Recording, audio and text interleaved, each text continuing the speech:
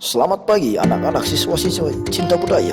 Semoga kabar kalian semua dalam keadaan sehat hari ini dan masih semangat dalam mengikuti belajar online. Sebelum Bapak menyampaikan materi, Bapak mau mengingatkan minggu depan kita akan melakukan ujian harian. Untuk kisi-kisi yang akan diujiankan akan Bapak kirim di WhatsApp group. Jadi mohon bersabar. Kenapa harus sabar? Karena ini ujian. Sekarang kita masuk ke materi pembentukan peraturan perundang-undangan. Karena materi ini sungguh sangat menguras tenaga otak kalian yang sudah mulai panas. Jadi Bapak sarankan untuk minum air putih terlebih dahulu supaya kalian bisa memahami isi dari materi hari ini. Jadi, apakah kalian sudah minum air putih hari ini? Jika sudah, mari kita lanjut. Pembentukan peraturan perundang-undangan nasional. Minggu lalu, Bapak sudah menjelaskan pembentukan Undang-Undang Dasar Negara Republik Indonesia tahun 1945.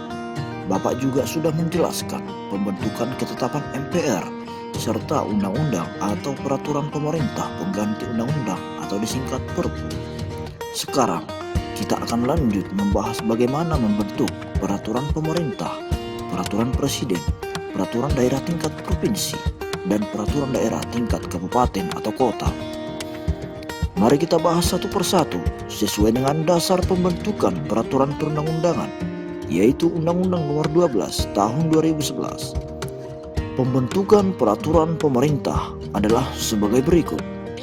Pertama, rancangan peraturan pemerintah yang akan dibuat berasal dari kementerian atau non-kementerian sesuai dengan bidang atau tugas masing-masing. Contoh lembaga non-kementerian: Bank Indonesia, Badan Intelijen, Badan Narkotika Nasional, dan lain-lain.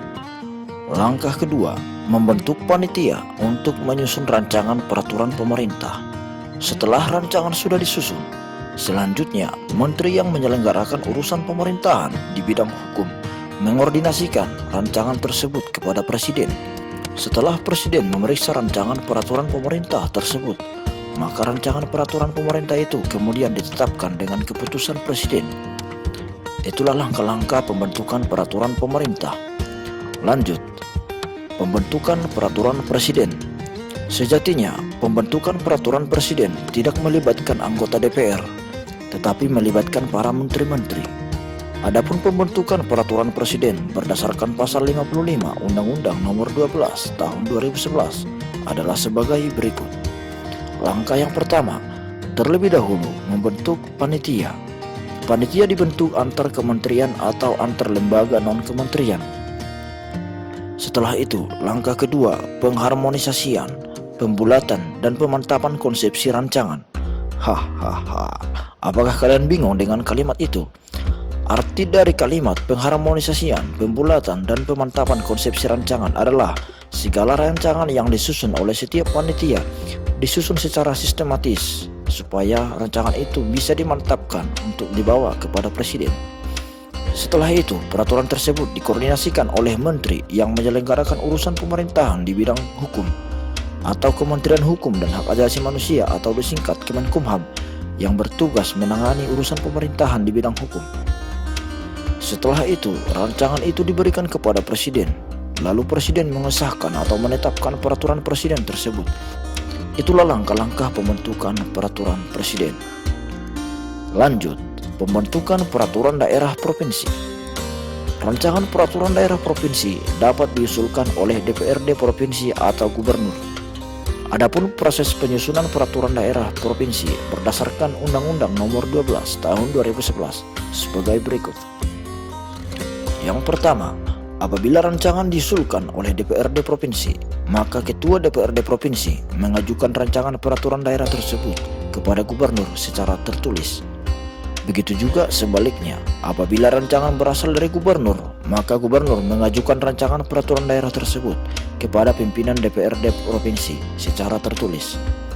Setelah gubernur atau DPRD provinsi menerima rancangan peraturan daerah tersebut, maka selanjutnya DPRD provinsi bersama dengan gubernur membahas rancangan tersebut. Apabila rancangan itu mendapat persetujuan bersama, maka peraturan daerah tersebut disahkan oleh gubernur. Lanjut, pembentukan peraturan daerah kabupaten atau kota. Rancangan peraturan daerah kabupaten atau kota dapat diusulkan oleh DPRD kabupaten atau kota dan diusulkan oleh bupati atau wali kota. Adapun proses penyusunan peraturan daerah kabupaten atau kota berdasarkan Undang-Undang Nomor 12 Tahun 2011 sebagai berikut.